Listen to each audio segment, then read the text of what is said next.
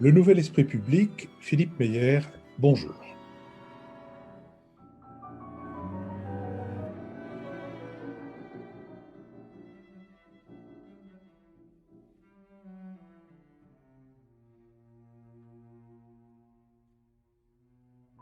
Bonjour, merci de nous avoir rejoints pour ce nouveau Nouvel Esprit Public, au cours duquel nous allons tenter d'éclairer certains aspects de l'actualité. Nous le ferons avec François Bujon de l'Étang, ambassadeur de France, avec Lucille Schmitt, membre du comité de rédaction de la revue Esprit, Richard Verly, correspondant en France du quotidien suisse Le Temps, et Michaela Wiegel, correspondante en France du quotidien allemand Frankfurter Allgemeine Zeitung.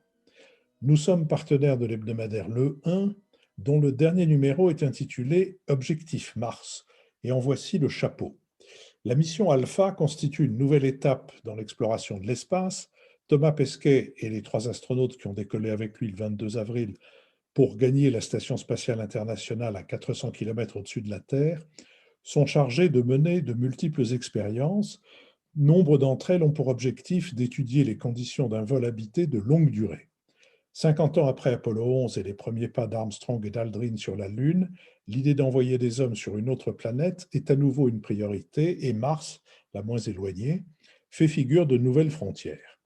L'astronaute de l'Agence spatiale européenne aimerait un jour y aller. Sa mission, largement médiatisée, résonne comme une invitation au voyage et au rêve dans ce moment où l'humanité, pandémie oblige, voit ses horizons se réduire. Dans le cours de nos BADA, si c'est pour la culture, on a déjà donné, nous avons mis en ligne mercredi dernier la seconde partie de notre conversation avec David Elkaïm et Vincent Poimiro, les 2 principaux scénaristes de la série d'Arte En thérapie, qui expliquent leur rapport avec les comédiens, leur méthode d'écriture, les difficultés propres à tel ou tel épisode ou à tel ou tel des 7 personnages. Mercredi prochain, nous recevrons le fondateur de la lettre d'information TTSO, Romain Dessal. Venons-en à l'actualité et singulièrement à la gauche dans la perspective d'une union pour la présidentielle. À l'initiative de l'eurodéputé Europe Écologie Les Verts Yannick Jadot, les forces de gauche et écologistes se sont retrouvées le 17 avril à Paris in vivo. Je tiens à dire que in vivo remplace avantageusement en présentiel. Ils se sont donc retrouvés le 17 avril pour discuter de 2022. Socialistes, écologistes, communistes, insoumis, les principales formations ont été représentées, ainsi que des partis de taille plus modeste. Lors de cette réunion, 3 points d'accord ont pu être dégagés: un pacte de non-agression pour mettre fin aux batailles entre les différentes familles de gauche, l'ouverture de débats publics autour des programmes et la mobilisation collective autour de sujets fédérateurs comme le climat, la lutte contre la réforme de l'assurance chômage ou contre la réforme des retraites. Il a également été convenu que cette réunion serait la première d'une longue série dont la prochaine devrait se tenir fin mai, et la plupart des formations présentes ont souhaité que la question d'une plateforme programmatique commune et d'un contrat de gouvernement soit réglée cet automne. Le premier secrétaire du Parti socialiste, Olivier Faure, a annoncé que le plus dur était fait, assurant que socialistes, écologistes, radicaux et le mouvement Génération avaient pris l'engagement d'ici 1 an de désigner un candidat commun pour la présidentielle. Le député de la France insoumise, Éric Coquerel, a aussitôt corrigé cette annonce. Je cite: ça n'est pas ce qui sort en commun de cette réunion, et beaucoup des présents, notamment du pôle écologiste, ont refusé de s'enfermer avec le Parti socialiste pour une candidature de centre-gauche. Fin de citation. En effet, entre le chef de la France insoumise, Jean-Luc Mélenchon, candidat au présidentiel depuis novembre dernier, le secrétaire national du Parti communiste, Fabien Roussel, qui lui aussi s'est lancé dans la campagne, pendant qu'Anne Hidalgo y réfléchit sérieusement, et puis ceux des Verts qui prévoient des primaires fin septembre, une candidature unique de la gauche semble compromise. Pour l'heure, dans les enquêtes d'opinion, le chef de la France insoumise devance ses rivaux, Yannick Jadot et Anne Hidalgo, avec 9 à 13% des intentions de vote. Un sondage Odoxa Backbone réalisé pour Le Figaro et France Info révèle que 82% des Français considèrent que la situation de la gauche est mauvaise. Même ceux qui se positionnent à gauche ne sont pas plus positifs, puisque 78% d'entre eux jugent mauvaise la situation de leur famille idéologique. Quand on observe les courbes du positionnement politique des Français, le recul de la gauche dans l'opinion est flagrant. Seuls 13% se disaient de gauche en juillet 2020 contre 23% en mars 2017. La désaffection est têtue et s'observe aussi dans les dernières enquêtes d'opinion pour la présidentielle de 2022. Tous rassemblés derrière un candidat unique, les électeurs de gauche feraient entre 13 et 15%. Partant divisés, les candidats de gauche ne pèsent additionnés ensemble que 27%, contre 44% en 2012. Et actuellement, 81% des sympathisants de gauche souhaiteraient que les partis de leur famille et les écologistes présentent un candidat commun pour l'élection présidentielle de 2022. L'union est souhaitée par 80% des insoumis, 72% des socialistes et 87% des sympathisants écologistes. Sur cette question, Richard Verly. Au fond, Philippe, la difficulté réside dans tout ce que vous venez de dire et d'énoncer. C'est-à-dire qu'on voit bien toutes les raisons pour lesquelles il faut un candidat commun de la gauche, mais on ne voit pas comment ce candidat est possible et surtout, on ne voit pas comment il peut réussir à surfer sur une vague positive tant le délitement de l'électorat de gauche paraît important. Vu de l'étranger, ce qui est frappant, c'est qu'il y a une figure qui s'impose. Elle s'impose dans les sondages, elle s'impose dans le débat public, c'est Jean-Luc Mélenchon. Jean-Luc Mélenchon, qui, vous l'avez dit, est candidat déclaré, en plus fort d'un, je crois, 150 000 signatures de citoyens qui ont accompagné sa candidature. Il serait donc logique que Jean-Luc Mélenchon soit le catalyseur d'une gauche, que tout le monde s'aligne derrière lui dans l'espoir qu'il parvienne au second tour, ce qu'il avait, rappelons-le, raté de peu en 2017. Eh bien non, c'est une autre voie que cette réunion est tentée explorer avec une candidature commune socialiste écologique et on comprend quand on gratte un peu que les uns et les autres ne sont pas tout à fait d'accord. Donc j'avoue que à titre personnel, je suis assez surpris, non pas de la démarche, elle est logique, mais surpris de l'optimisme affiché par certains des représentants à cette réunion qui persistent à dire qu'une candidature d'union de la gauche est possible, soit avec, et ça semble impossible, Jean-Luc Mélenchon, soit sans Mélenchon, et dans ce cas, on se doute que le résultat sera très difficile et douloureux. Donc pour moi, c'est une énigme, cette réunion. Il est évident que électoralement, la gauche a besoin de cette candidature, mais il est tout aussi évident qu'aujourd'hui, les forces en présence ne semblent pas du tout y concourir. Lucille Schmitt. Oui, merci Philippe. Dans la continuité de ce que dit Richard, effectivement, cette réunion peut sembler une énigme, mais elle a eu au moins un aspect très positif, c'est que quand on veut faire l'union, il faut déjà commencer par créer un collectif. Et le fait même qu'au sein de cette réunion, l'ensemble des forces de gauche et écologistes, comme vous l'avez rappelé Philippe, aient été représentées, tenait déjà d'une forme de miracle. Pourquoi ? Parce que depuis maintenant plusieurs années, depuis, en fait, il faut le rappeler qu'Emmanuel Macron a réussi quelque part à affaiblir très profondément la gauche, puisque rappelons qu'il était ministre de François Hollande, qu'il s'est présenté sur le dépassement de la gauche et de la droite, mais que beaucoup d'électeurs de gauche ont voté pour lui dès le premier tour en 2017, et qu'aujourd'hui, il y a eu un glissement vers la droite d'Emmanuel Macron qui rend ses électeurs quelque part orphelins de leur vote. Donc la gauche est apparue profondément déstabilisée et le rassemblement autour d'un anti-macronisme a fait long feu. Aujourd'hui, du coup, les discussions programmatiques de contenu de la gauche apparaissent au grand jour et ce qui est retenu dans les médias, vous l'avez rappelé tous les deux, c'est les divisions. Les divisions autour de la question de la République, les divisions autour de la question européenne, et c'est aussi pour cela que Jean-Luc Mélenchon ne sera jamais candidat unique de la gauche parce que sur cette question européenne, il y a un profond clivage entre ceux qui se disent pro-européens, voire fédéralistes, et ceux qui sont beaucoup plus nationalistes. Les divisions autour de la question de l'importance des questions sociétales versus les questions plus sociales, par exemple autour de la question du revenu universel, qui a pris beaucoup d'importance depuis le début de la pandémie et qui est pour, par exemple, Benoît Hamon, qui était candidat du Parti socialiste, qui depuis l'a quitté, est un point très fort pour 2022, alors même que les lieutenants de Jean-Luc Mélenchon récusent ce sujet au nom de la valeur travail. La question de la diversité, de l'égalité, tout cela fait beaucoup de discussions programmatiques, de contenu sur lesquelles il est difficile d'imaginer une union qui soit derrière un grand chef à plumes. Mais ce qui est intéressant dans ce que vous disiez, Philippe, sur la question des sondages et de l'électorat de gauche, c'est que par ailleurs, l'électorat de gauche, quelles que soient ses divergences sur les contenus, aspire à cette union autour d'une personne parce que quelque part, il n'a pas renoncé à l'idée d'exercer une forme de pouvoir, peut-être pas de gagner la présidentielle, mais on peut imaginer en ligne de mire, ça a été assez net pendant cette réunion notamment, la question des législatives, où il est beaucoup plus facile de penser à un pacte d'union autour d'une diversité de candidatures parce qu'il y a 547 ou 544 députés et il y aura un seul président de la République. Donc, ce qui me semble important aussi de rappeler, c'est que en 1997, quand la gauche avait gagné d'une manière surprise les législatives, c'était une force de se présenter comme plurielle. Aujourd'hui, cela apparaît comme une faiblesse que la gauche soit plurielle dans ses contenus. Et on ne peut pas, je crois, espérer un projet unique pour cette gauche et ces écologistes, parce que d'ores et déjà, par exemple, la question de l'écologie a pris beaucoup plus d'importance que ce n'était le cas en 1997, donc il y a plus de 20 ans. Et ensuite, elle a entraîné évidemment une reconfiguration du rapport de force entre, par exemple, les socialistes et les écologistes. Aujourd'hui, ce qui a émergé à cette réunion, et ça a été un point, Richard le rappelait, sur lequel il y a eu des réactions assez fortes des mélenchonistes, ce qui a émergé à travers cette réunion, c'est la possibilité d'une sorte de pacte entre Europe Écologie Les Verts et les socialistes, qui, je le rappelle, existait déjà en 2012, lorsque François Hollande a été élu, qui avait été renouvelé en 2017. Et donc, il y a quelque chose autour d'un noyau dur Parti socialiste, Europe Écologie Les Verts, sans pour autant un leader partagé, puisque à la fois Anne Hidalgo, Yannick Jadot, mais aussi d'autres chez les écologistes sont sur la ligne de départ.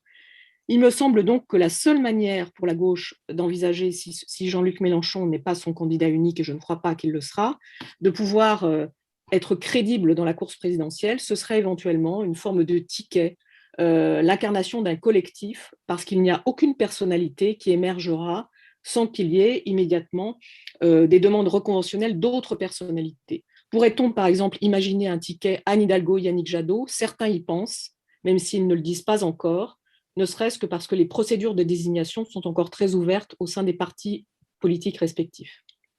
François Bujon de l'Étang. Je comprends très bien la logique qui a poussé Yannick Jadot à lancer son invitation et à provoquer cette réunion. Il est dans une logique qui est la sienne, qui consiste à sauter, essayer d'éviter la primaire des écologistes, chercher à trouver une solution avant le mois de septembre. Tout ça est d'une très bonne logique et au fond, il a réussi sa tentative puisque cette réunion a eu lieu, que beaucoup de leaders de la gauche y étaient présents, qu'il n'y a pas eu d'éclat de voix et qu'il y a eu au contraire une espèce de bonne volonté générale qui est sortie de cette réunion et qui va donner lieu à des suites que nous verrons au cours des semaines et des mois qui viennent. Mais quand on regarde cette situation, il y a tout de même toutes sortes de choses qui sont étranges. L'équation, vous l'avez rappelé, elle est relativement simple. L'équation, c'est que la gauche est aujourd'hui à un niveau historiquement bas, parce que si on totalise les voix qui restent sur Pierre-Paul ou Jacques, on arrive à 27 ou 28%, ce qui est un niveau extraordinairement bas. Je crois qu'on l'a rarement vu aussi bas, sauf à remonter dans des temps très très anciens. Alors, la logique de tout ça est très claire, ça veut dire qu'il faut réaliser l'unité sur une candidature et sur un programme. Si la gauche veut exister, c'est-à-dire figurer au second tour de la présidentielle, il lui faut une candidature unique et il lui faut un programme unique. J'hésite à dire commun. François Mitterrand disait, c'est ce que nous rappelle avec plaisir Jacques Attali toujours, qu'il fallait que la gauche soit à 43%. Je ne sais pas pourquoi il avait en tête ce chiffre de 43% au premier tour pour avoir une chance de figurer au second. Il est en tout cas certain qu'à moins de 40%, elle a très très peu de chances en effet de se retrouver au second, surtout avec un échiquier aussi morcelé que celui que nous risquons d'avoir en 2022, comme nous avons eu d'ailleurs en 2017. Alors voilà, cette équation est simple. Si la gauche est éclatée entre plusieurs candidatures, elle n'a aucune chance. Et si elle réalise son unité, alors peut-être en effet. Mais un certain nombre de choses, vous voyez, j'entendais Lucille parler de ticket par exemple. Le ticket a déjà été essayé dans le passé avec deux personnalités. Il n'a jamais marché. Il n'est absolument pas dans la logique de la Ve République. Et beaucoup de choses font penser penser également de ce qui est sorti de la réunion de samedi, que pas mal de participants sont en mode plutôt élection législative qu'élection présidentielle, notamment sur tous les aspects programmatiques. Donc, on n'en est pas encore du tout à une coagulation qui pourrait apporter une solution. Il y a une situation de fait, en outre, c'est que Mélenchon est parti. Il est parti tout seul. Il n'était évidemment pas présent la semaine dernière. Il était allé voir ses amis latino-américains. Il était en Équateur.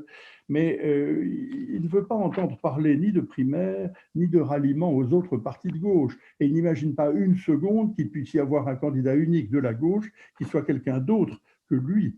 Il est grisé littéralement par les 7 millions d'électeurs qu'il a obtenus en 2017, 19% des voix à l'époque, 19,6 si ma mémoire est bonne, mais objectivement, la situation est aujourd'hui beaucoup moins favorable qu'elle n'était en 2017 et il n'y a aucune dynamique positive derrière Mélenchon. La gauche, d'une façon générale, n'arrive pas à s'identifier suffisamment à Mélenchon pour pouvoir envisager de se rassembler derrière un tel candidat unique. Sa crédibilité a été très affectée par beaucoup de ses excès, et notamment par son attitude dans la fameuse perquisition. Pas mal de gens de gauche pensent qu'il est, pour utiliser les mots entendus ici et là, cramé ou carbonisé.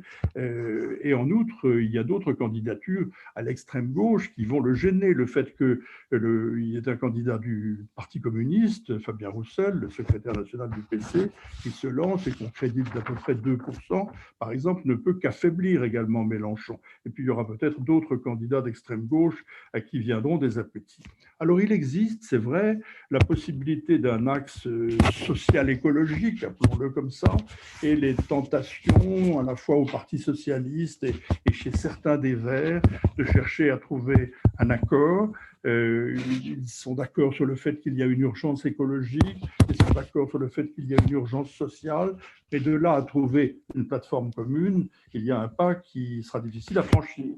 Et puis les obstacles sont très nombreux. Il y a d'abord des obstacles de calendrier. Nous sommes quand même à plus d'un an, à peu près un an des présidentielles, mais d'ici là, il y a les élections régionales qui vont avoir évidemment un impact important. Et puis, il y a la primaire des Verts, pour lesquels on sent déjà pas mal de candidats commencer à se positionner. Il y aura bien entendu des guerres d'ego. On les sent déjà au sein des potentiels candidats socialistes, mais on les sent aussi beaucoup parmi les divers candidats écologiques. Et puis, il y a beaucoup de sujets qui divisent. Quelqu'un, Lucille, je crois, a mentionné l'Europe. L'Europe est un des sujets qui divise, mais il y en a d'autres. Il y a le nucléaire, il y a des sujets, disons, le bloc de sujets que sont la laïcité, l'islam ou l'immigration, qui sont des sujets très délicats.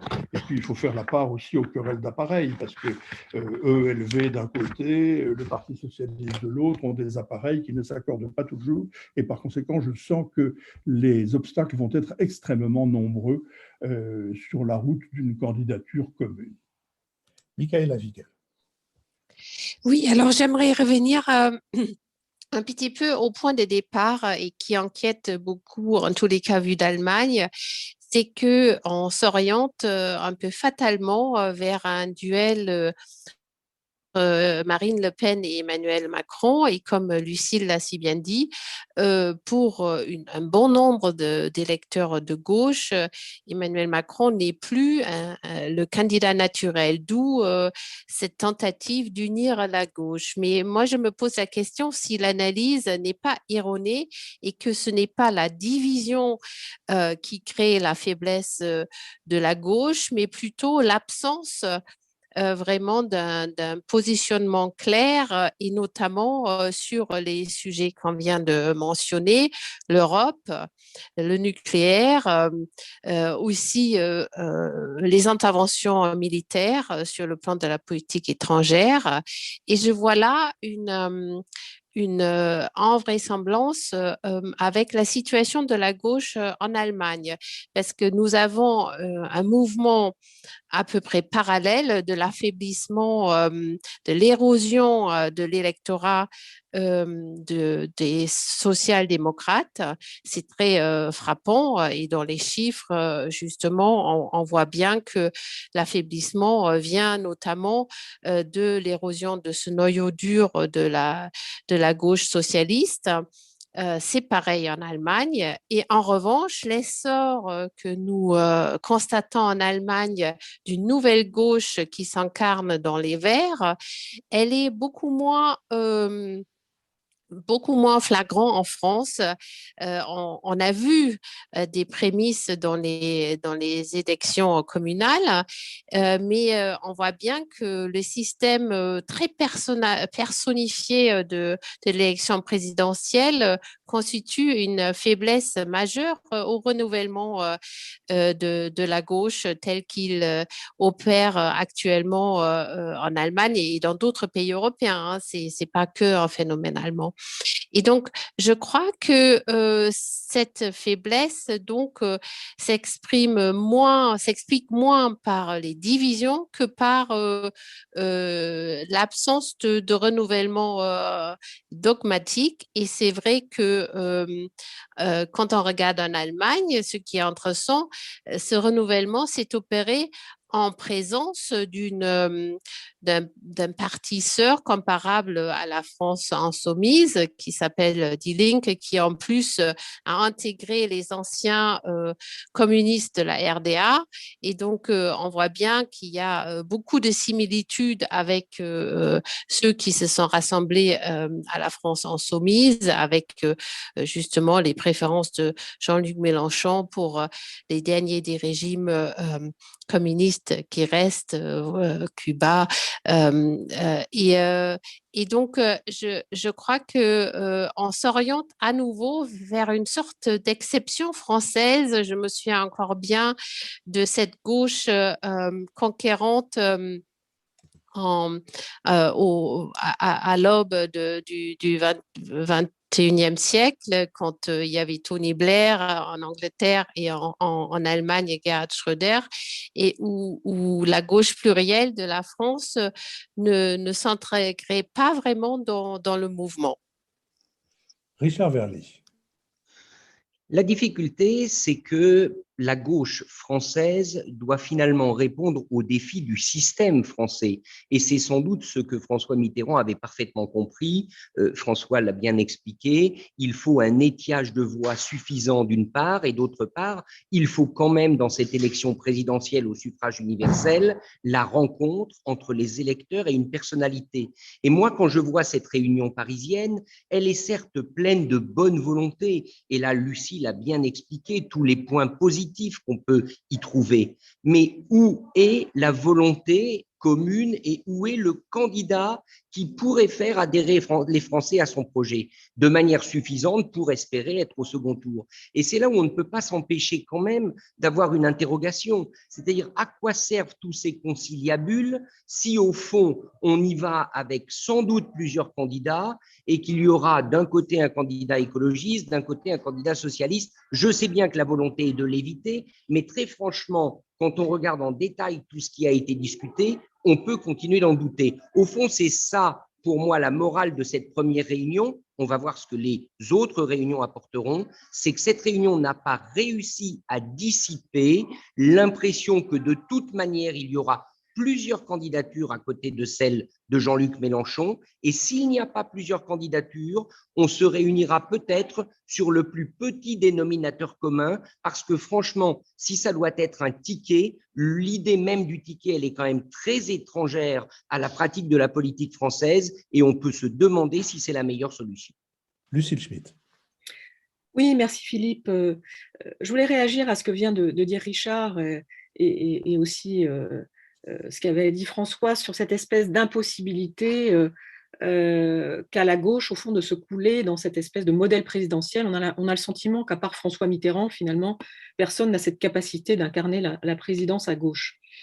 Peut-être parce que, justement, la discussion sur François Mitterrand était-il de gauche est une discussion sans fin. Mais ce qui est très intéressant, et je rejoins ce que dit Michaela, c'est-à-dire qu'au fond, il y a nécessité de renouveler le contenu programmatique et l'attitude de la gauche et des écologistes par rapport aux institutions dans un contexte où les attentes électorales ont changé et où le monde a changé également. C'est-à-dire que les sondages montrent qu'un grand nombre de personnes ne veulent plus dire qu'elles sont de gauche. Ça ne signifie pas qu'elles disent qu'elles sont de droite. Ça signifie qu'elles cherchent une gauche différente, qui soit une gauche à la fois plus créative sur la manière d'envisager son rôle par rapport aux institutions. Et j'insiste, même si je me sens un peu isolée, sur le fait que c'est sans doute en ayant une proposition collective qu'on pourra jouer sur la richesse de la pluralité de la gauche, parce qu'un programme commun à gauche aujourd'hui, c'est impossible, à part sur un socle commun, mais la diversité des attitudes, il faut la constater, et aussi qu'il y a d'ailleurs une vraie diversité de l'électorat à gauche. Et la question du ticket, pour moi, elle n'est pas anodine. Pourquoi ? Parce que jusqu'à présent, rappelons-nous, Benoît Hamon, Yannick Jadot, c'était un ticket assez ridicule, où en tout cas, Yannick Jadot faisait quelque part pâle figure, ne prenait pas la parole, et où Benoît Hamon n'était pas un candidat socialiste très crédible pour être président de la République. Là, on a la possibilité d'avoir des personnalités plus crédibles. On pourra en discuter, mais que Anne Hidalgo, maire de Paris, puisse se présenter et que Yannick Jadot, qui a réussi de très bons scores électoraux, puisse être son second, c'est une possibilité intéressante pour un électorat de gauche. Et par ailleurs, c'est une manière d'incarner la 6e République dont on parle depuis à peu près 25 ans. La deuxième chose, c'est que l'irruption des questions écologiques dans le champ de la gauche a aussi modifié la manière d'envisager les contenus programmatiques. On n'est plus au temps de François Mitterrand, ni même au temps où François Hollande était élu en 2012. Donc, le fait de faire le lien entre une présidentielle et des législatives, dont nous l'avons tous dit, la gauche peut les aborder en bien meilleure posture que sur la présidentielle, ce serait un récit, puisqu'il faut toujours parler de récit, un récit politique qui aurait son sens par rapport à la question de l'ultra-personnalisation incarnée par les autres familles politiques. Donc, je crois qu'il y a là une espèce de cheminement possible, et en ce sens, il me semble qu'on ne peut pas d'emblée dire que tout est fini à l'avance pour la gauche dans la séquence électorale qui s'annonce. Je vous remercie. Je vous propose que nous passions maintenant à notre deuxième sujet de politique internationale, les tensions autour de l'Ukraine. Après plusieurs semaines de ces tensions, jugeant ces exercices terminés, la Russie a annoncé qu'elle amorçait le 23 avril le retrait de ses troupes massées près de l'Ukraine et en Crimée annexée. Jamais depuis l'annexion de la Crimée et la guerre dans le Donbass, à l'est de l'Ukraine en 2014, la Russie n'avait massé autant de forces militaires à la frontière ukrainienne. Plus de 100 000 hommes le long des lignes, des milliers de tanks, une centaine de missiles balistiques Iskander et des renforts en Transnistrie et en Crimée. Le 13 avril, le ministre russe de la Défense, Sergei Shoigu, avait donné corps aux inquiétudes de Kiev et des Occidentaux en confirmant l'ampleur des déplacements de troupes aux frontières ukrainiennes. Je le cite, « En 3 semaines, 2 armées et 3 divisions de troupes aéroportées ont été transférées avec succès aux frontières ouest de la Russie pour des exercices. » Il invoquait comme justification les activités militaires menaçantes de l'OTAN. Le même jour, le secrétaire américain à la Défense, Lloyd Austin, annonçait l'envoi de 500 militaires supplémentaires en Allemagne. Depuis 7 ans, le conflit dans le Donbass a fait plus de 13 000 morts. La Russie est considérée comme le parrain des séparatistes au Donbass, à qui elle livre troupes, armes, financement, ce qu'elle nie, qualifiant le conflit de guerre civile. Depuis, pas moins de 30 cessez-le-feu se sont succédés. Le dernier, instauré le 27 juillet 2020, est celui qui a tenu le plus longtemps. Reçu le 16 avril à Paris, le président ukrainien Volodymyr Zelensky, 43 ans, élu en mai 2019, a estimé que son pays, confronté aux agressions de la Russie, je le cite, ne peut pas rester indéfiniment dans la salle d'attente de l'Union européenne et de l'OTAN. Les dirigeants allemands, français et ukrainiens ont partagé le même jour leurs préoccupations quant à l'augmentation des troupes russes à la frontière avec l'Ukraine, ainsi qu'en Crimée, illégalement annexée, et ont appelé à un retrait de ces renforts de troupes afin de parvenir à une désescalade. Déjà le 14 avril, Angela Merkel et Joe Biden avaient demandé de concert à la Russie de réduire sa présence militaire à la frontière ukrainienne. Joe Biden avait fait part de son soutien inébranlable à la souveraineté et à l'intégrité territoriale de l'Ukraine, et il avait mis Moscou en garde en menaçant de déployer des destroyers de l'US Navy en mer Noire. Toutefois, en Ukraine, la pression ne vient pas seulement de l'extérieur. 7 ans après la révolution de Maïdan, porteuse de tant d'espoir de liberté politique et économique, Kiev se débat dans la crise, le produit intérieur brut décroît, les réformes sont en panne, le confinement lié au Covid-19 est dévastateur pour les populations les plus pauvres, la popularité du président est en berne.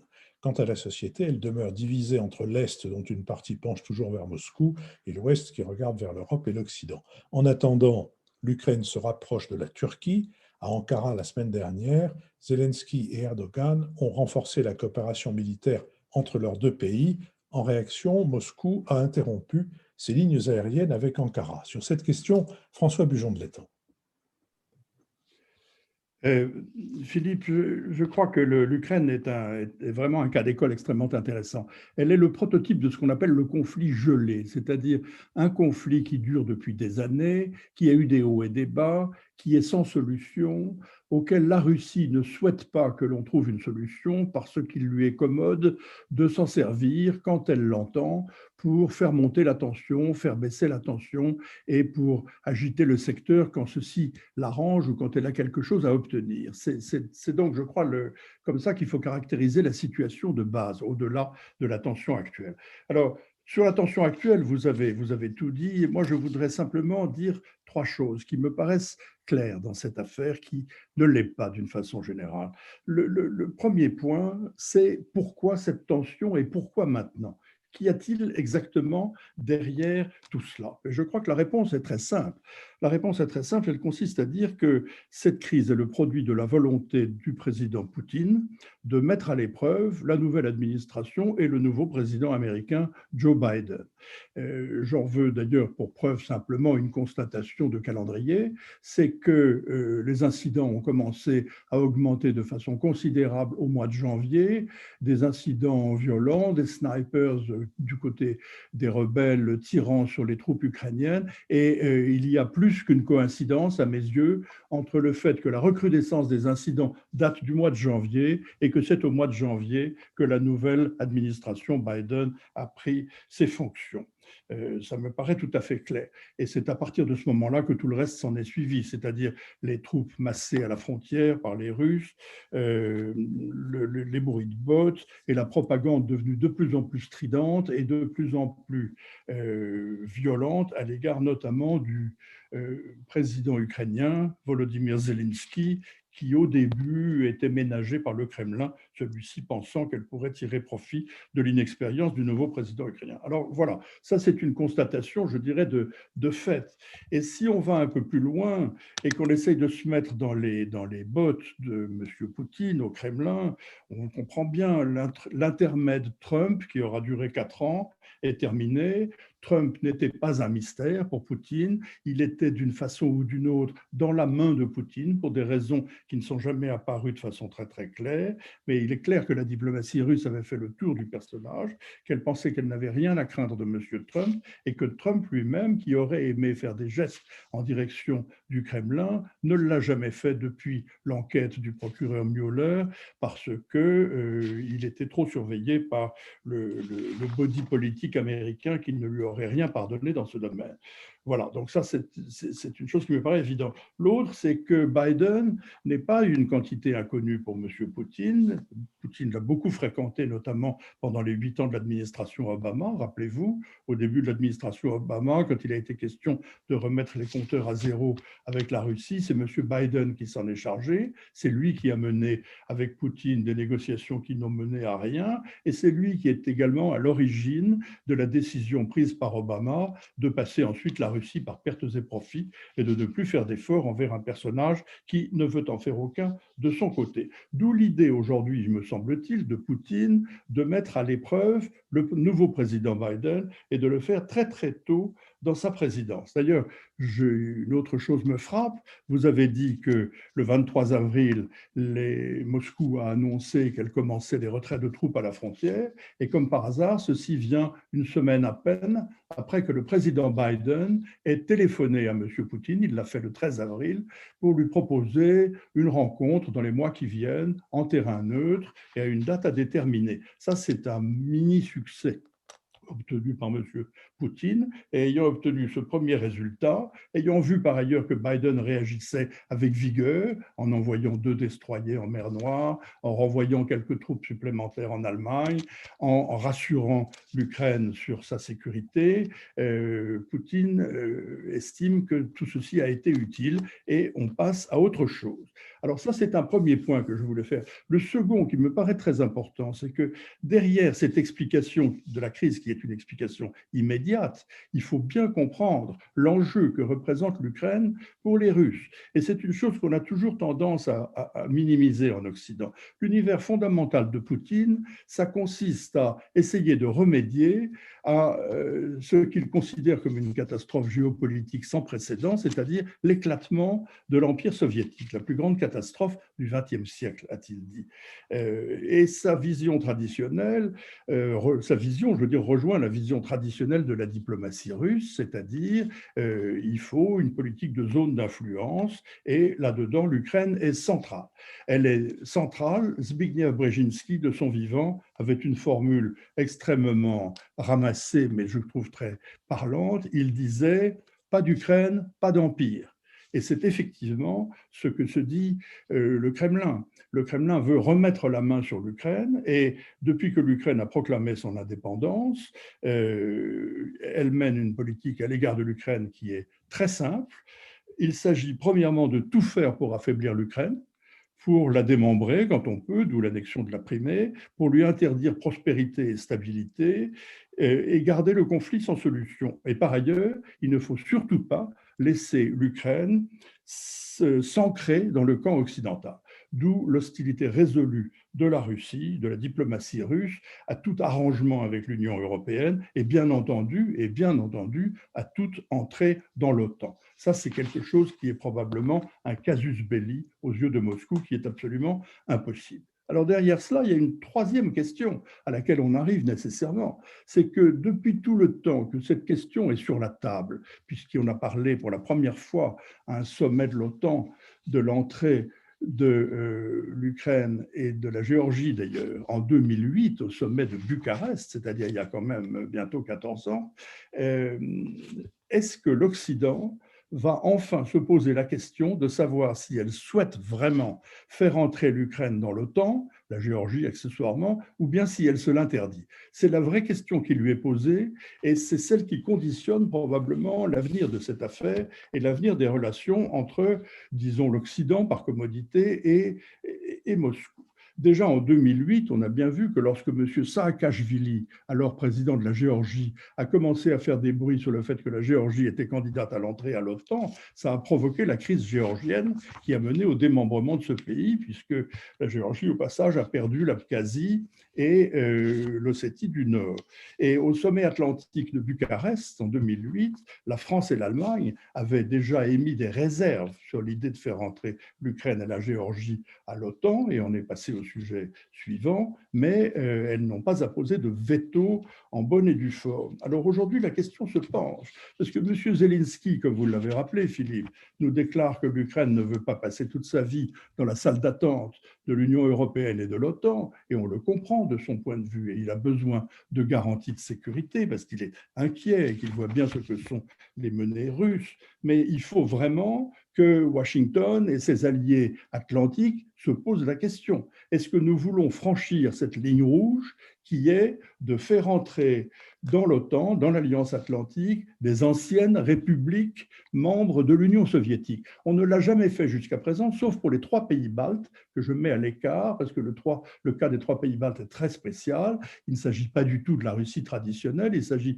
de 3 républiques qui ont été annexées par Staline et dont les pays occidentaux n'ont jamais reconnu l'annexion. Donc ça, on peut très bien comprendre comment on a fait rentrer les 3 pays baltes dans la communauté européenne et puis dans la communauté atlantique. Mais par contre, l'Ukraine ou la Géorgie, c'est tout à fait autre chose. Et il ne faut jamais oublier que pour la Russie, l'Ukraine, c'est une partie intégrante de ce qu'a été l'Empire, de ce qu'a été l'histoire de l'Empire russe, l'histoire de l'Empire soviétique. C'est quelque chose d'aussi central, d'aussi vital, disons, pour faire une comparaison oiseuse, que l'Alsace-Lorraine l'a été pour nous à certains moments. Donc, oui ou non, allons-nous nous poser la question de savoir si l'expansion vers l'Est de l'OTAN, que nous reproche tant Moscou, doit s'arrêter aux frontières de l'ancienne Union soviétique, à l'exception, encore une fois, des 3 pays baltes, ou bien est-ce que nous voulons, comme disent si bien les Américains, push our luck, c'est-à-dire tenter notre chance, chercher à aller trop loin en laissant un espoir à l'Ukraine et à la Géorgie d'entrer dans l'OTAN. il est probable que cette question devrait être posée, non pas sur la place publique, mais dans le secret des chancelleries, mais qu'elle doit être traitée et qu'il faudra ensuite adapter une politique qui consistera sans doute à ne pas prendre d'initiative, à ne pas dire ce que l'on s'interdit de faire, mais à chercher à manœuvrer pour obtenir avec la Russie un jour un arrangement de sécurité globale qui traitera de ce sujet en même temps que de beaucoup d'autres. Michaela Wieg. Oui, alors tout d'abord, permettez-moi de constater que ce conflit, soi-disant gelé, ressemble quand même de plus en plus à un conflit brûlant parce que quand on regarde depuis le début de l'année, il y a plus de soldats ukrainiens morts que dans toute l'année dernière. Il y a tout le temps des intrusions, des combats. Et donc, je crois que c'est très important de constater cela. Alors, effectivement, le président Poutine a mis au défi les États-Unis, la nouvelle administration Biden, mais je crois qu'il a mis aussi au défi, et ça c'est quelque chose d'assez notable, l'Europe et notamment la France et l'Allemagne, parce que le conflit de l'Ukraine est un des rares où on a le couple franco-allemand qui est aux avant-postes et sans les États-Unis pour gérer cette crise. C'est ce fameux format Normandie à l'époque, le président Hollande avait créé à l'occasion d'une réunion, comme le dit son nom, en Normandie pour le jour J. Et je crois c'est aussi une épreuve justement pour ce qu'on appellera la diplomatie européenne. Je pense que en France, on a effectivement, mais en Allemagne, ça existe aussi, un récit qui revient à dire que finalement, le positionnement de Poutine résulte des vexations, des malentendus, du mauvais comportement après la chute du mur et après l'effondrement de l'Union soviétique, qu'on aurait en quelque sorte fauté et qu'on n'aurait pas suffisamment respecté la Russie dans son amour-propre.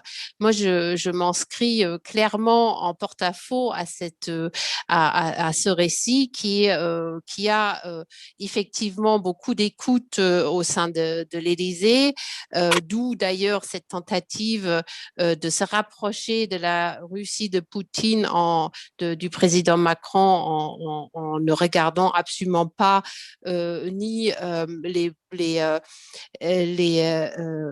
problèmes avec les droits de l'homme, le traitement de l'opposant Alexei Navalny, dont on voit maintenant le mauvais traitement infligé. Et donc, je pense ce qui est vraiment notable, c'est alors qu'au départ, c'était plutôt l'Allemagne qui plaidait pour une certaine politique conciliante avec le régime russe. Aujourd'hui, c'est plutôt la France qui a repris ce rôle, d'où le fait que le président ukrainien Zelensky a préféré venir à Paris parce que justement, il a considéré que c'était là où il avait le plus à convaincre. Et je pense que l'entretien dont on a parlé, quand il a dit que l'Ukraine ne pouvait pas rester éternellement dans la salle d'attente aussi bien de l'Union européenne que de l'OTAN, c'était une façon de dire on ne pouvait pas d'un côté se présenter comme le président qui porte un nouveau projet pour l'Europe et de l'autre côté ne pas trouver réponse à la demande de l'Ukraine. Et je crois qu'effectivement, alors que le président Macron avait déclaré que l'OTAN était en mort cérébrale, pour justement le président Zelensky, comme pour les pays baltes et la majorité des pays européens à l'Est, l'OTAN est vraiment un grand espoir et une garantie de sécurité indispensable. Et pour terminer, j'aimerais rappeler, François a cité le sommet de Bucarest où l'Allemagne et la France en 2008 avaient refusé que l'Ukraine accède à un projet d'adhésion à l'OTAN. Condoleezza Rice, la ministre des Affaires étrangères américaine à l'époque, dans ses mémoires, elle a décrit comment le président ukrainien de l'époque s'est mis en pleurs et qu'il a dit aux Américains ce sera une catastrophe et on sera vraiment à la merci de la Russie. Et en 2014, malheureusement, on a vu qu'effectivement, il n'avait pas si tort parce que c'était une véritable césure. Pour la première fois depuis la fin de la Deuxième Guerre mondiale, les frontières en Europe ont été ne pas respectées. Lucille Schmitt. Oui, merci. Merci Philippe.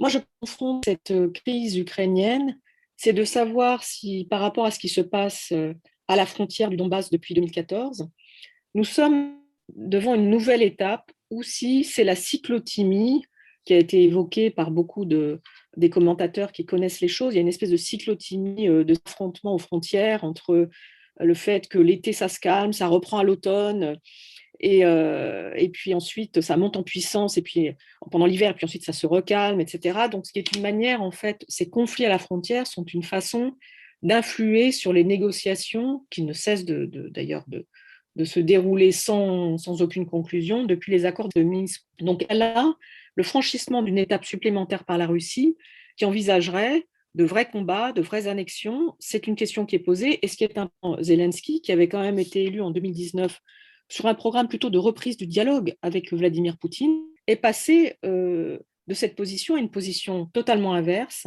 où il cherche des alliés. Effectivement, Joe Biden, ça a été rappelé par François, mais aussi les alliés européens. Il a été voir Erdogan, donc il cherche tous azimuts des alliés parce qu'il prend très au sérieux cette nouvelle menace et qu'il pense quelque part que ça va se traduire par, je ne sais pas si c'est une invasion, mais en tout cas, une volonté très déterminée de déranger les affaires intérieures ukrainiennes avec une intensification des affrontements frontaliers. Donc ça, c'est un premier point. La deuxième chose qui est importante, c'est de mesurer ce qu'ont fait les Russes de manière très systématique. François rappelait que l'Ukraine, c'est un point de fixation pour les Russes. Depuis 2014, 250 000 passeports ont été distribués à des ressortissants ukrainiens du Donbass. Il y a des instructeurs russes qui sont auprès des rebelles. Il y a des soutiens qui sont des soutiens de Vladimir Poutine, des alliés de Vladimir Poutine au niveau des élus. Et au fond, sur les prochaines élections législatives, je rappelle que les accords de Minsk prévoyaient une réforme constitutionnelle de la constitution ukrainienne avec l'idée d'un plus grand fédéralisme et d'une décentralisation qui aurait donné en fait aux régions séparatistes une vraie autonomie. L'idée serait même qu'il puisse y avoir éventuellement des députés qui seraient prêts à, au fond, affronter Zelensky et qu'il y aurait il y a une forme d'entrisme russe dans la vie politique intérieure ukrainienne. Et ça, c'est un point important, c'est-à-dire qu'il ne s'agit pas d'une véritable annexion territoriale, ça serait sans doute, comment dirais-je, impossible à supporter sur le plan des relations internationales et trop coûteux pour Moscou. Mais il y a évidemment l'idée qu'au fond, la vie politique ukrainienne, la démocratie ukrainienne n'a pas droit de cité. Donc ça, je pense que c'est un point important. Et du coup, la question, je rejoins ce que disait Michaela, et je vais m'arrêter là, la question qui est posée à l'Union européenne, c'est comment est-ce qu'elle fait, en termes de géographie, elle est beaucoup plus proche de l'Ukraine, comment est-ce qu'elle fait pour jouer le rôle politique qui devrait être le sien et ne pas laisser aux États-Unis l'ensemble des gestes ou des conflictualités assumées vis-à-vis de Moscou. François Bujon de l'Étang. Oui, Philippe, moi je voudrais revenir brièvement sur ce qu'a dit Michaela. Je ne crois pas du tout, Michael. Alors, je suis désolé, mais que la vision française soit celle que vous avez dite. Il n'y a pas, ce que vous avez dit, c'est le narratif du Kremlin, en réalité. Cette idée que nous sommes allés trop loin, que nous avons humilié la Russie après l'effondrement de l'Union soviétique en 1991, que nous avons poussé les frontières de l'Europe de l'Est trop loin. Non, ça c'est vraiment la vision moscovite, ce n'est pas du tout la vision parisienne. Ce qui est vrai, c'est qu'il y a toute une série de gens en France qui disent cela, mais ils ne sont pas, je crois, représentatifs du consensus diplomatique qui existe à Paris. Macron, lui, par contre, il a eu un cheminement compliqué sur cette affaire. Il a, pendant un temps, vous vous souvenez, à la conférence des ambassadeurs il y a 2 ans, il avait même admonesté ce qu'il appelait l'État profond comme étant hostile à toute tentative de rapprochement avec la Russie. Il a fait un effort pour essayer de nouer un dialogue avec Poutine. Il l'a invité à Brégançon, il a fait toutes sortes de choses et il n'a obtenu que des rebuffades, mais que des rebuffades en échange. C'est un échec complet en réalité. Et je pense au contraire, pour ma part, qu'il est en train d'en tirer aujourd'hui les conséquences et qu'il a tenu de fortes paroles justement sur la crise ukrainienne et sur l'affaire Navalny d'ailleurs, sur les deux. Je pense qu'il est en train, au contraire, de remâcher sa déception sur l'échec d'une tentative d'ouverture envers Moscou et qu'il faut aujourd'hui le compter parmi les dirigeants qui ne sont pas du tout favorables à Moscou et à la politique de M. Poutine. Alors il existait une très bonne entente franco-allemande sur ce sujet. Angela Merkel elle-même est devenue très négative sur M. Poutine parce qu'elle parle suffisamment bien le russe pour avoir compris dans un grand nombre de conversations téléphoniques avec lui qu'il lui mentait effrontément. Elle estime qu'il lui a manqué et en réalité, la diplomatie franco-allemande est arrivée dans une impasse parce que ce qui est aujourd'hui en état de mort cérébrale, ça n'est pas l'OTAN, ce sont les accords de Minsk qui ne mènent absolument à rien, qui n'ont pas permis d'avancer d'un iota et qui sont pourtant, pour l'instant, tout aussi gelés que le conflit, qui le reste ou qui va le redevenir, parce qu'encore une fois, il y a eu des incidents graves, sérieux et malheureusement des morts au cours de ces derniers mois, mais si Poutine décide de laisser retomber la tension, pour des raisons qui lui sont propres, elle va retomber, vous allez voir, et le conflit va rester ouvert et sans solution, parce que c'est en réalité ce que veut Moscou. Michaela Wiegel. Oui, loin de moi l'idée, cher François, de caricaturer la politique française, mais vous l'avez vous-même mentionné, cette ouverture pour le moins surprenante lors de la conférence des ambassadeurs quand le président Macron a fustigé l'État profond et The Deep State, qui était vraiment une formule qu'on n'était pas habitué à entendre à Paris. Et après cette réception très chaleureuse pour le président Poutine à Brégançon montrait quand même qu'il pensait, malgré toutes les intrusions qui avaient déjà eu lieu, qu'on pouvait parler avec Poutine. Et c'est là où je vois pas une rupture, mais une division dans le couple franco-allemand. Et jusqu'à aujourd'hui, je veux bien l'espérer, mais je ne vois pas un abandon de cette politique de la main tendue vis-à-vis de Moscou de la part du président Macron. Il a encore parlé d'instaurer un partenariat stratégique de sécurité avec la Russie en expliquant que c'était la géographie qui le commandait. C'est vrai que la géographie, elle a un grand rôle à jouer, mais en vérité, quand on a des dirigeants qui ne souhaitent pas, et sur ce point, je suis totalement d'accord avec vous, le président Poutine très vraisemblablement ne souhaite pas que le conflit avec l'Ukraine soit résolu et veut tirer profit pour faire diversion de ses problèmes de politique intérieure au moment où ça lui plaît pour montrer qu'il a le pouvoir militaire face à un allié beaucoup plus faible sur le plan militaire, pas un allié, face à un voisin plus faible sur le point militaire. Et donc, j'espère effectivement que la France et l'Allemagne, sur ce point, cessent d'être naïves, que Poutine pouvait être un partenaire valable. Mais je ne suis pas encore convaincue et j'ai quand même l'impression que l'influence de ceux qui prêchent pour un rapprochement avec Poutine reste assez fort sur le président Macron. Lucile Schmitt.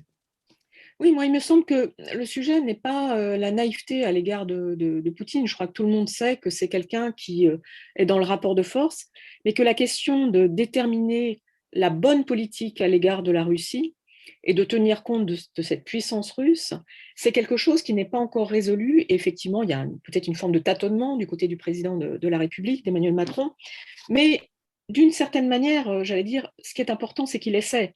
Tout à l'heure, François Bujon de l'Étang nous rappelait que, au fond, pour Joe Biden, il avait fallu passer la Russie par pertes et profits.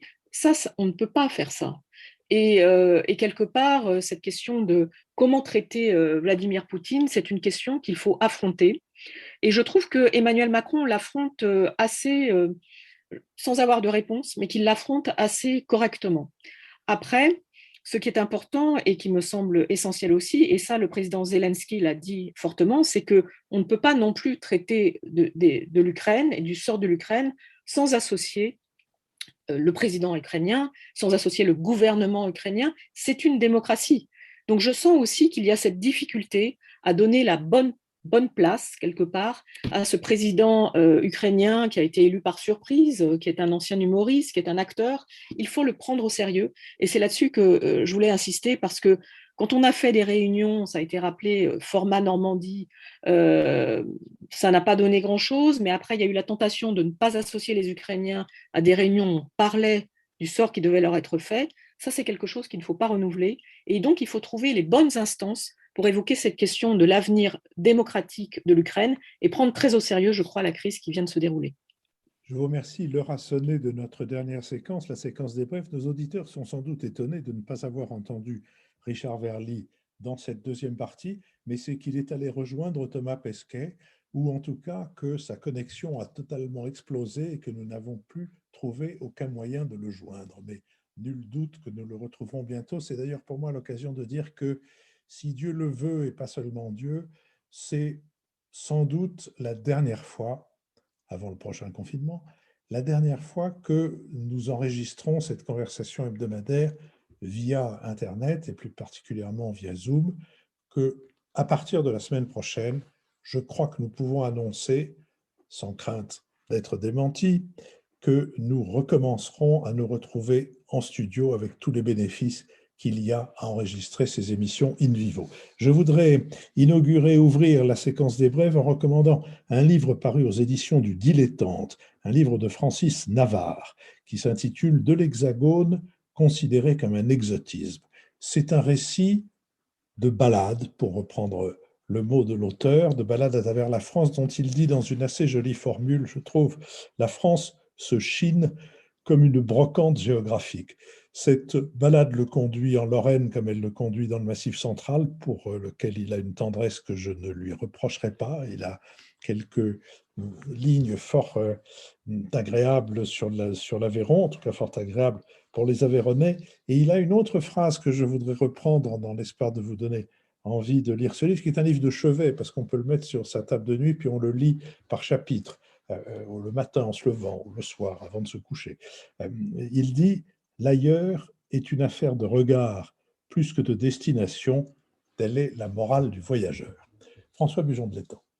Je voulais vous parler de poésie, moi, aujourd'hui, parce que les temps nous y invitent pour nous élever au-dessus des contingences. Je ne le fais pas très souvent, et je crois que la dernière fois que je l'ai fait, c'était pour saluer l'entrée de Philippe Jacotet dans la Pléiade. Mais cette fois-ci, je voudrais dire un mot d'une découverte que nous avons faite grâce aux jurés suédois du prix Nobel, qui ont décerné le Nobel de littérature en 2020 à une poétesse américaine qui s'appelle Louise Gluck, dont nul ou presque n'avait entendu parler en France et qui en tout cas n'avait jamais été traduite en français avant de recevoir ce prix très prestigieux. Or, Louise Gluck est une poétesse américaine qui est déjà très, très reconnue aux États-Unis. Elle a en effet obtenu des prix tout à fait spectaculaires, puisque les États-Unis donnent des prix littéraires à la poésie, ce que nous ne faisons pas en France, mais elle a eu par exemple le prix Pulitzer en 1992 ou 13, je crois. Elle a eu le National Book Award. Elle ne publie pas beaucoup. Elle publie un recueil de poésie tous les 2 ou 3 ans seulement, mais c'est quelqu'un qui est tout à fait connu et reconnu aux États-Unis, qui était inconnu en France. Alors, fort heureusement, les éditions Gallimard se sont décidées à publier 2 recueils de Louise Gluck, le premier qui s'appelle L'Iris sauvage, le second qui s'appelle Nuit de foi et de vertu. Les 2 sont publiés chez Gallimard dans la collection du monde entier, dans une excellente édition bilingue, présentant l'anglais sur la page de gauche et le français sur la page de droite, qui permettent aux Français de découvrir, comme je l'ai fait moi-même à cette occasion, une poétesse extrêmement originale et qui est très touchante, car au lieu d'utiliser très souvent, comme le font très souvent beaucoup de poètes contemporains, un langage absolument opaque et ésotérique, elle utilise un langage extrêmement simple et des mots presque de tous les jours, arrangés bien sûr de façon poétique, mais un langage très clair pour donner un résultat qui est tout à fait énigmatique et qui est extrêmement intéressant, car il est d'une haute spiritualité, souvent, et qu'il est très polyphonique dans la mesure où il utilise beaucoup le jeu, mais que ce jeu n'est jamais la même personne. C'est tantôt l'auteur, tantôt le créateur, tantôt un autre personnage,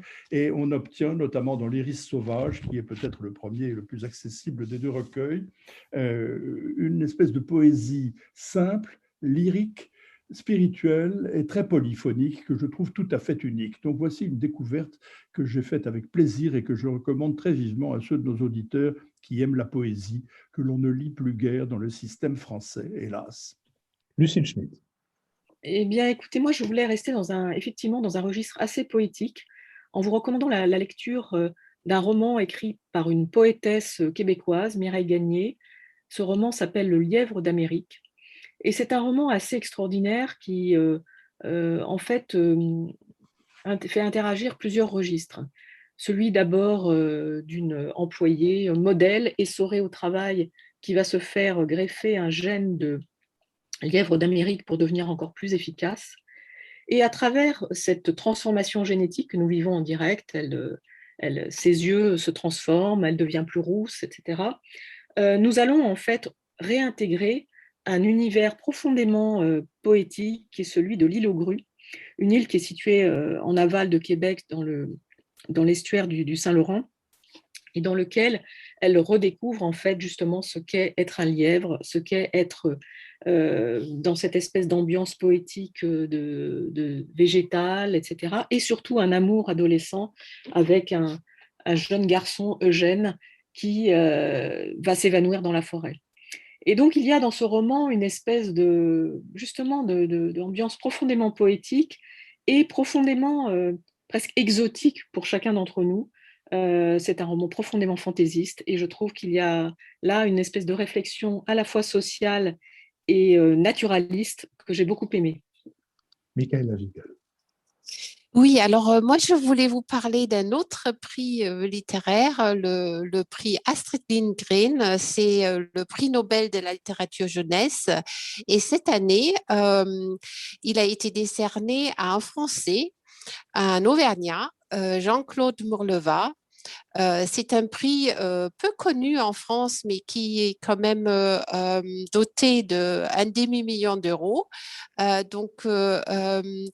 c'est pas de ce prix que je voulais parler, mais surtout des œuvres de Mourleva qui s'adressent à la jeunesse, mais qui sont aussi très plaisants à lire quand on n'est plus dans le plus jeune âge. C'est un ancien professeur d'allemand qui a aussi traduit, et il a commencé comme ça, beaucoup de romans de jeunesse allemands dans la langue française. Et ses livres en français qu'il a écrits lui-même, les plus connus, sont L'enfant océan, Le chagrin du roi mort, Le combat d'hiver. Ce sont des livres qui sont en quelque sorte hors du temps parce qu'ils traitent des sujets très simples, des questions comme la vulnérabilité, la guerre, le désir, l'amour, et cela dans un langage très, très beau et simple en même temps. Et je recommande vraiment fortement pour tous ceux qui, dans ce troisième confinement, ont un peu le temps de lire ce français qui vit toujours loin de Paris. Merci à vous tous. Merci à ceux de nos auditeurs qui nous soutiennent. Vous le savez, vous pouvez nous soutenir de deux façons, financièrement. Il suffit de vous rendre sur notre site et de cliquer sur l'onglet Soutenez-nous, mais aussi en faisant connaître l'émission et en envoyant autour de vous le lien avec le Nouvel Esprit Public sans séparation.fr. Merci à Sophie Jacquin avec qui cette émission a été préparée, à Benoît Carré qui en assure le compte-rendu analytique, le compendium, à Nicolas Tourneau qui veille au site, à Olivier Magloire qui veille sur les plateformes de financement et à Nouvelles Écoutes et à Julien Leville qui nous produisent. À la semaine prochaine pour un nouvel Esprit Public, j'espère cette fois-ci in vivo.